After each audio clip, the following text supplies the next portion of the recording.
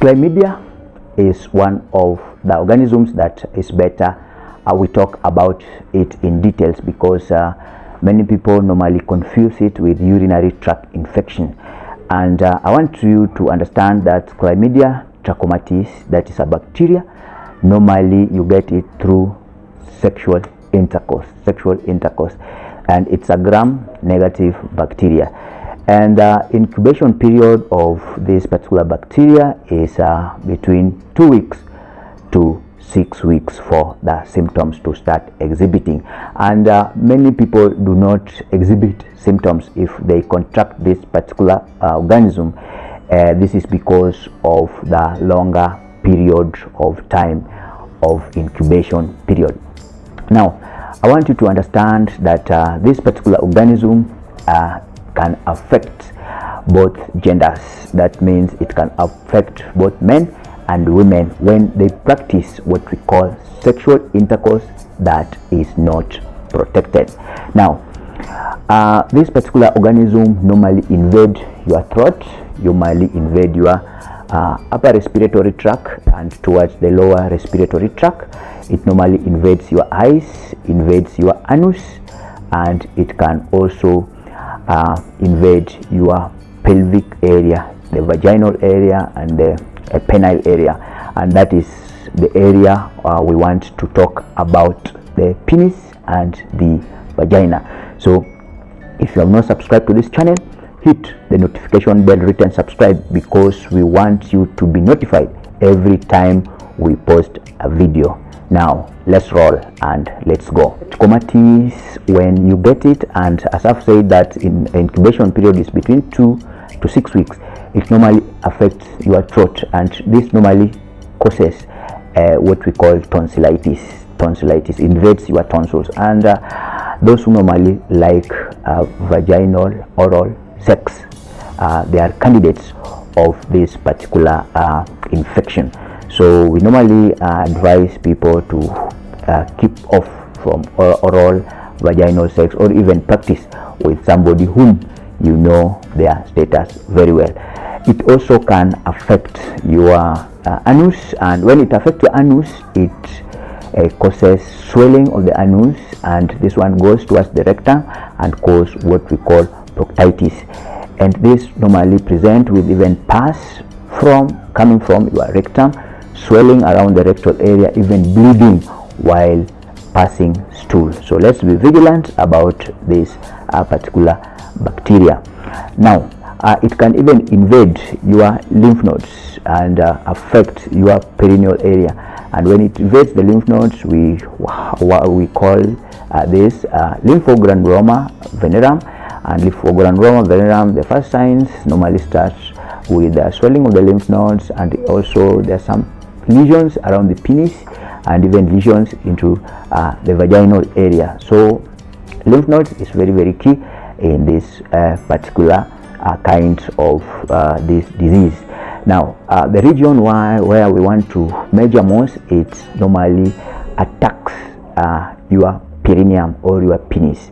So ladies will exhibit some signs and symptoms that I want you to be keen in it. So one of the signs and symptoms is pain while passing urine, pain while coitus, that is called dyspareunia, when you are doing sexual intercourse, and there may be sores around the vaginal area, and some itchiness and some discharges coming from your vagina or your penis. Sometimes can be brown, sometimes can be slightly clear, and very, very smelly. So there may be swelling of the prostate gland, and this can result into urine retention in men. And also in men, it can also cause what we call very, very painful cystis. It attacks the epididymis, and this one we now call it epididymitis.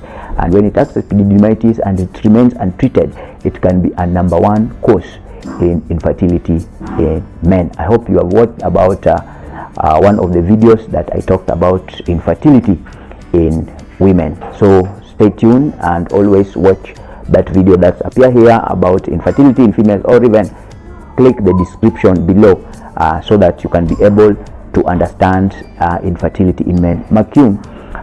Chlamydia trachomatis is one of the major cause of blindness in both genders, and also in even children, because it can attack a woman when is carrying a child intrauterine, and during delivery you can even pass this particular organism to your infant.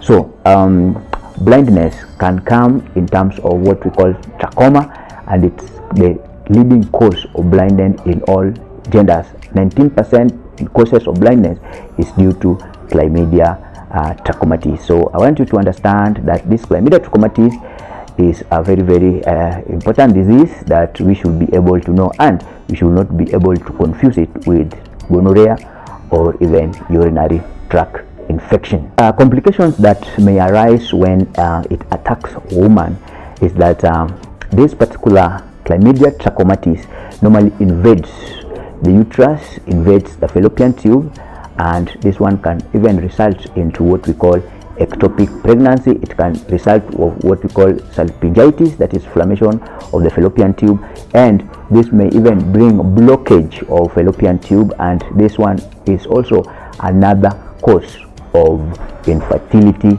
in women.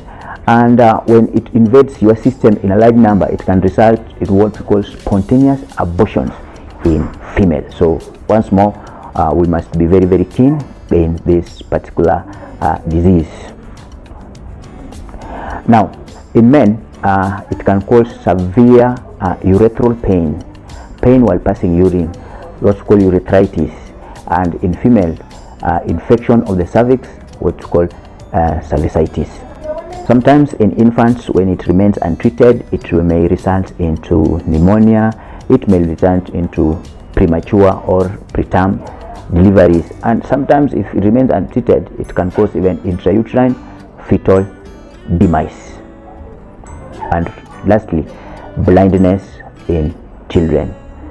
Now, there's something that I want you to understand, that what we call Reiter syndrome. It can present with what we call reactive arthritis or Reiter syndrome, which is characterized by conjunctivitis, that is inflammation of the conjunctiva, redness of the conjunctiva, even tearing, and also it can infect your knees, your large joints, to cause what we call reactive arthritis, inflammations of the joints, and this one's arthritis. You can confuse it with other forms of arthritis, and that's why if any person presenting with arthritis, we must think broader so that we may be able to know whether this particular arthritis is caused by Chlamydia trachomatis. And again, in Reiter syndrome, we have what we now call cervicitis in women and urethritis in men. In diagnosis, when we do a laboratory investigation, and I want to make it clear that most people normally go for what we call urinalysis. Urinalysis will be a pointing sign.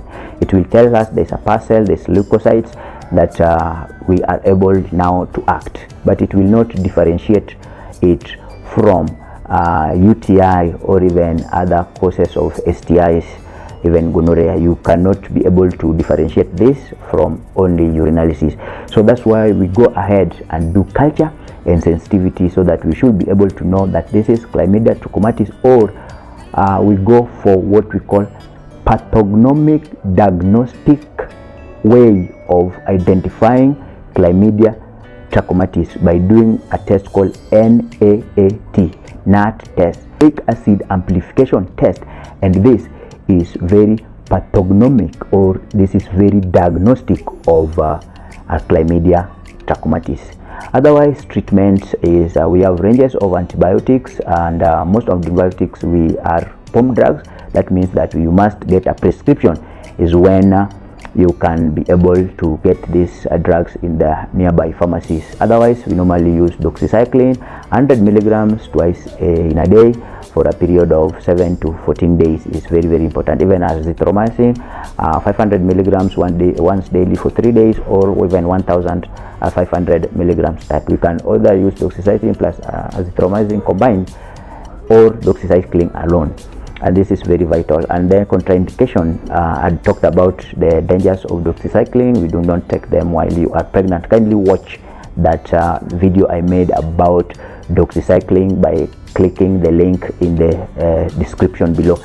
Otherwise, prevention is to avoid sexual intercourse or to use protected sexual intercourse, and also to avoid what we call oral or even anal sex, which is unprotected. We know sometimes people normally enjoy sexual intercourse in different manner, but you should be able to enjoy sex with somebody whom you know his or her status very well in terms of UTIs, in terms of STIs. Particularly now we are concerned with sexually transmitted infection, which chlamydia, trachomatis play an important role. Otherwise, if you have not subscribed to this channel, click the notification bell written subscribe, turn it on for more videos that we will post. See you in the next video. Muchas gracias.